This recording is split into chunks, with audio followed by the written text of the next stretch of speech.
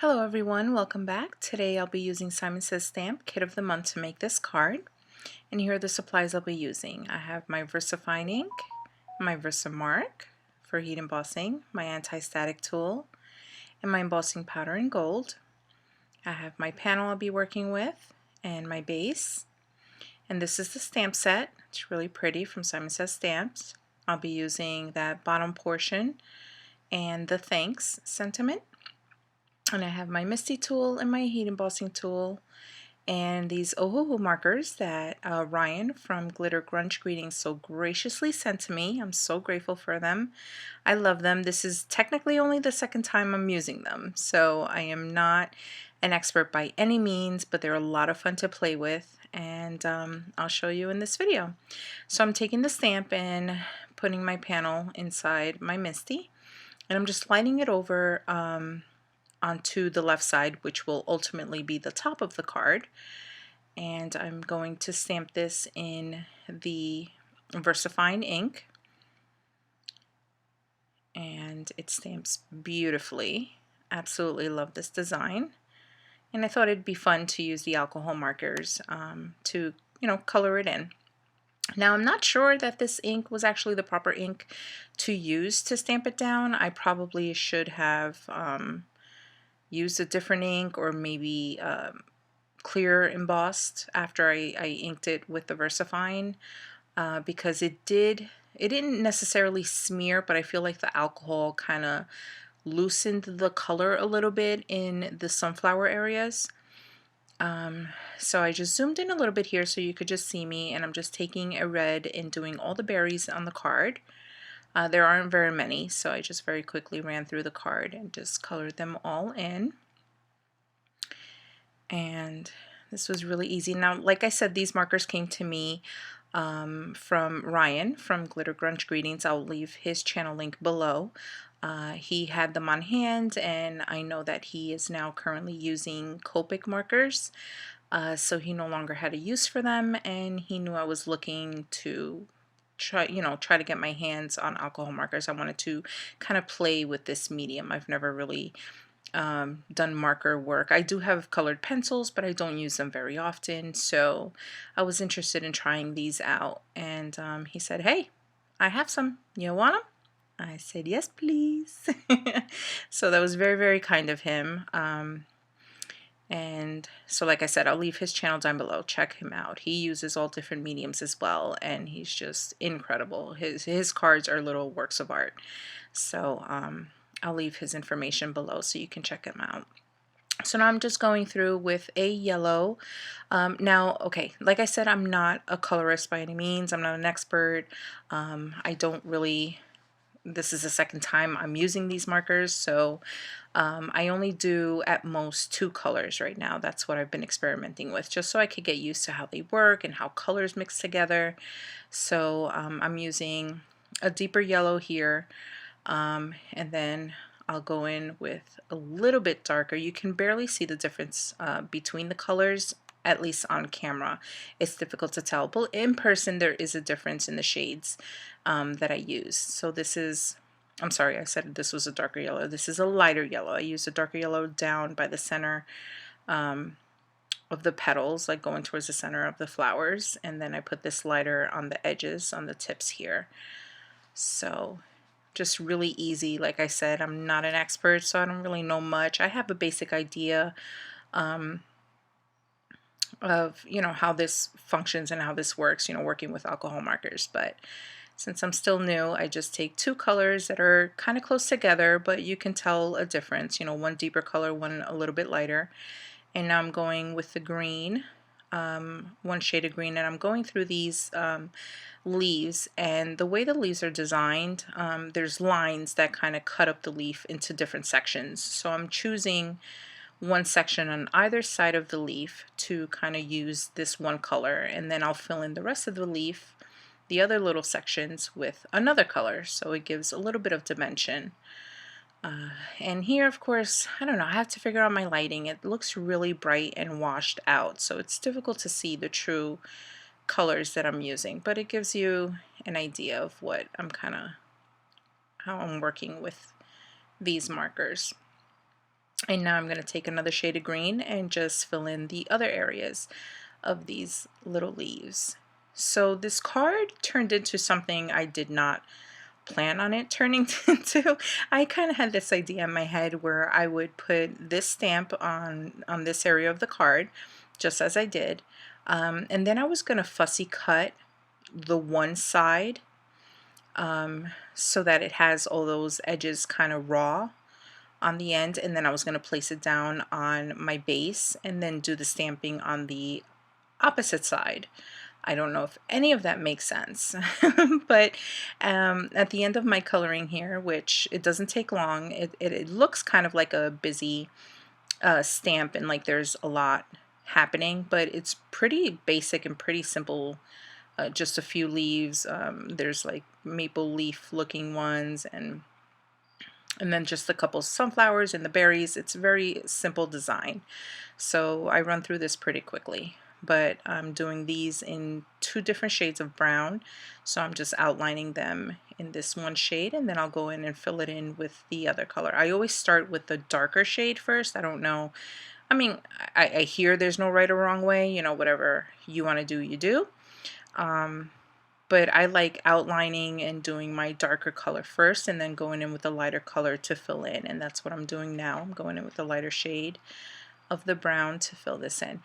So like I was saying, at the end of this, I'm finishing up now, I decide there's a lot of white space. I just didn't think it was going to be this much white space. Once I stamped it and actually started coloring it, I realized, you know, there's a lot of areas that are showing with the white.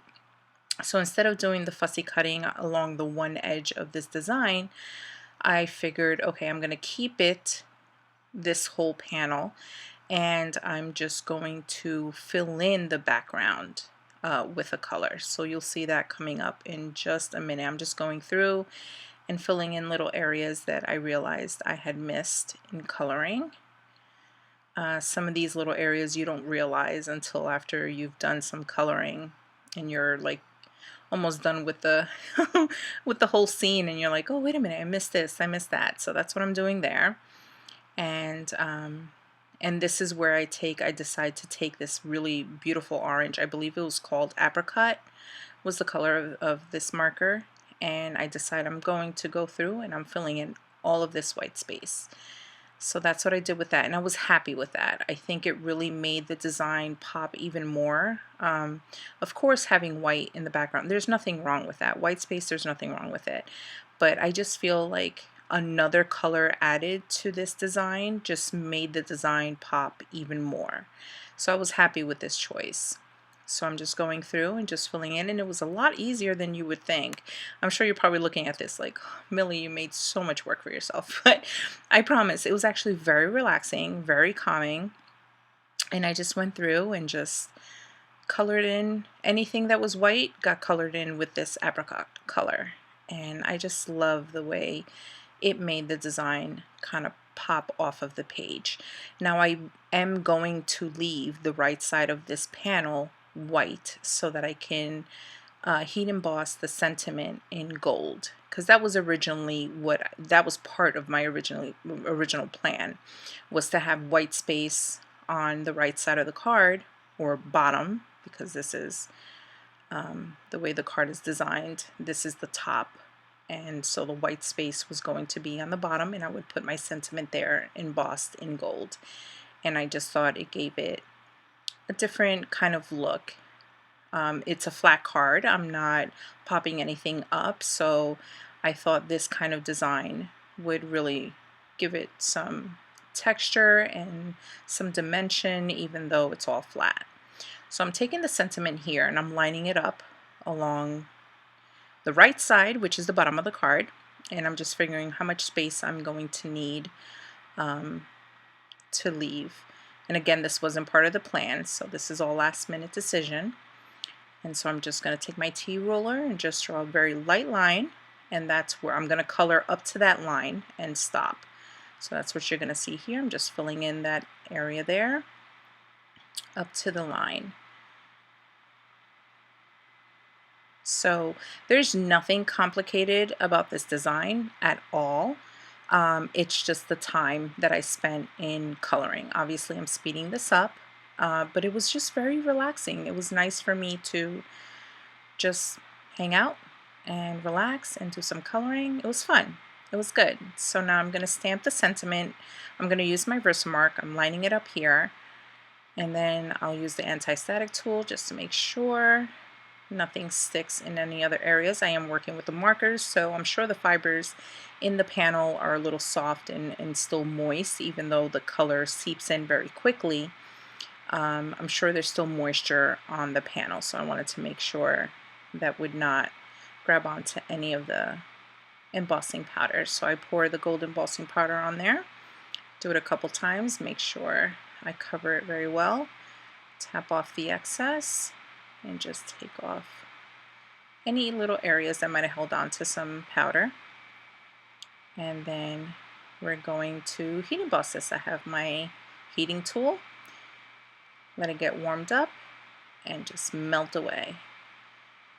And this is pretty much it. Just like that, the card is done. I'm gonna take this panel up against my base.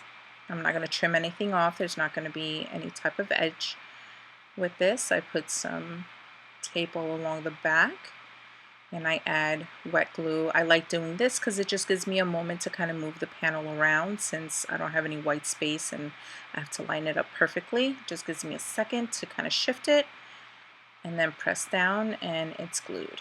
And then I decided to take a little bit of this gold cardstock, gold mirrored cardstock, take a little strip on that line. Like I said, I wasn't planning for this, but I didn't want to just leave it raw like that. I wanted it to look finished, so I thought that was a nice little touch. And then these are sequins that came with the kit of the month for Simon Says Stamp. Now these are kind of like bronzy, so I didn't want to put them, you'll see here, there's 3 different sizes of the sequins in the bag, and I put some like on the white and then on the orange background. I didn't like that because, like I said, these are bronzy colored and my embossing is in gold, so I felt like it just clashed. I just didn't like the colors, so I decided I definitely wanted these jewels on there. I think they go well with the stamp and the colors that I had chosen to color in the stamp. So I'm just playing around with placement, different sizes, and you'll see here what I end up going for. That's the design I stick with. Yeah, those big ones are actually really big. There's 3 different sizes, but those big ones are huge. They're really big and round. So I'm just going to use a little glue and just place these down. And like I said, this card is done, guys. Just like that. So it was really simple. Like I said, there's nothing complicated about it. It's just a little time consuming for the coloring. But I have so many different ideas with this stamp set. It's a really nice stamp set. I love the sentiments on it as well. So I'll be using it to make some more cards for Thanksgiving. But there it is, guys. So if you're not subscribed, please do so. And if you are, you already know. I'll see you in the next one. Thanks, guys. Bye.